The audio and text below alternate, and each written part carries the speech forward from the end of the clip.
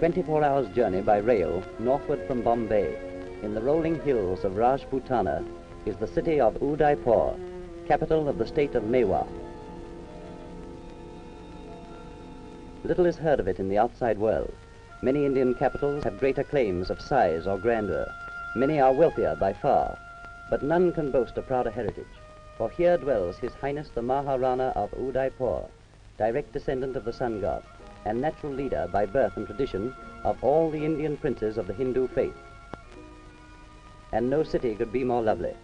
From the roof of the Maharana's palace, you may see the India of your dreams, a town of white houses on a lake, blue as the sky.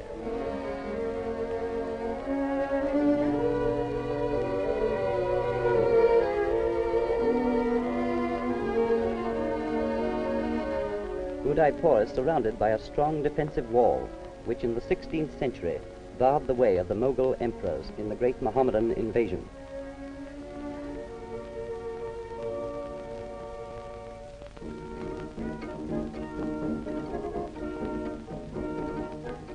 The principal gateway in the wall is the Elephant Gate, giving directly onto the main streets of the city.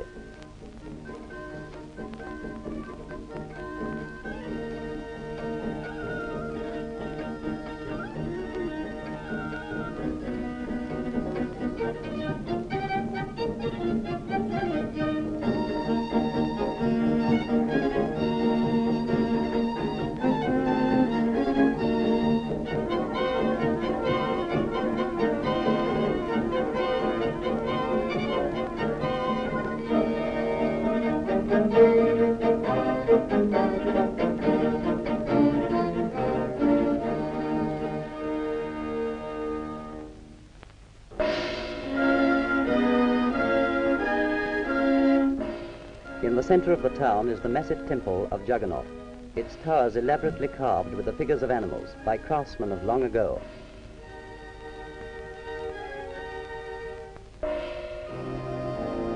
Here the Hindus worship the god whose ritual, in other parts of India, is marked by dragging through the streets the gigantic car of Jagannath, under whose wheels, in other days, thousands of victims were crushed in willing sacrifice.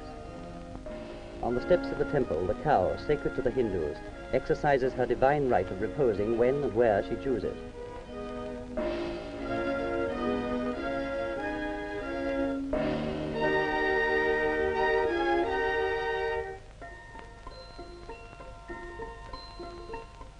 Here too we find the sadhus, professional holy men, each with his pitch close to the temple, passing the sunny days in a pleasant stupor of contemplation, and relying for their livelihood on the charity of the faithful.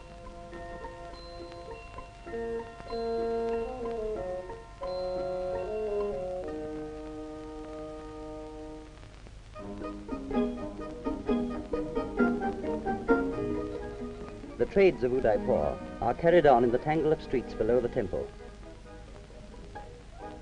The oldest craft of the city, and one which befits a fighting race, is the making of swords. Even today it is a cottage door industry, the craftsman supplying the skill, and his wife the power.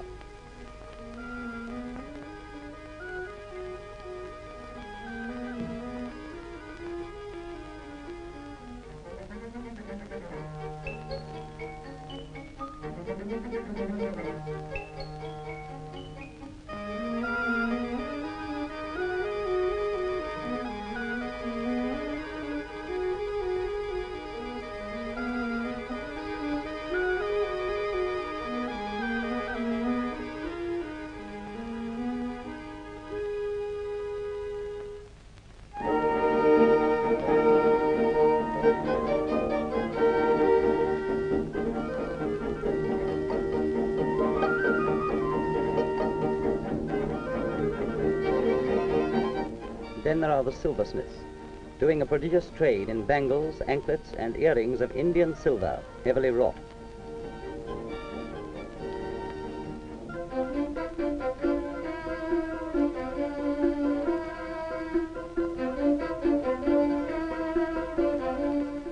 Conveniently near the shops, you will find the imposing premises of the Money Changers Bank and safe deposit.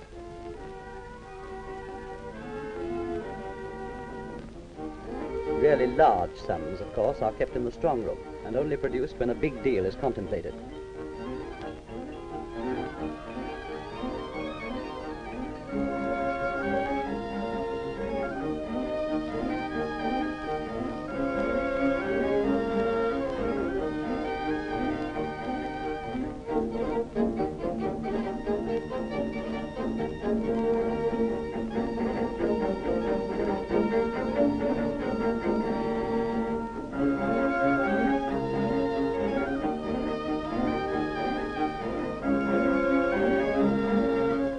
Much of the farming round the city is done by the Beals, a race of aborigines, and the produce is carried into town by their womenfolk for sale in the markets.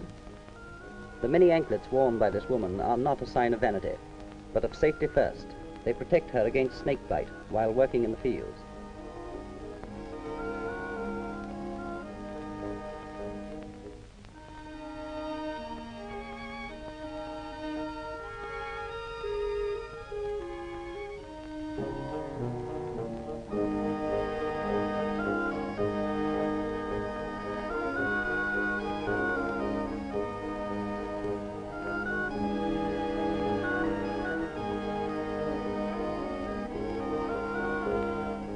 From the heat and glare of the busy streets, let us turn to the cool beauty of Pichola Lake. The softest charm of Udaipur is in this lovely stretch of water, created 200 years ago by the damming of a stream.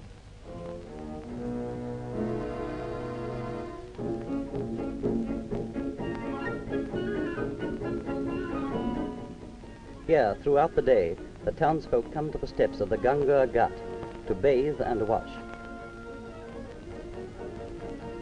and to watch the children at play.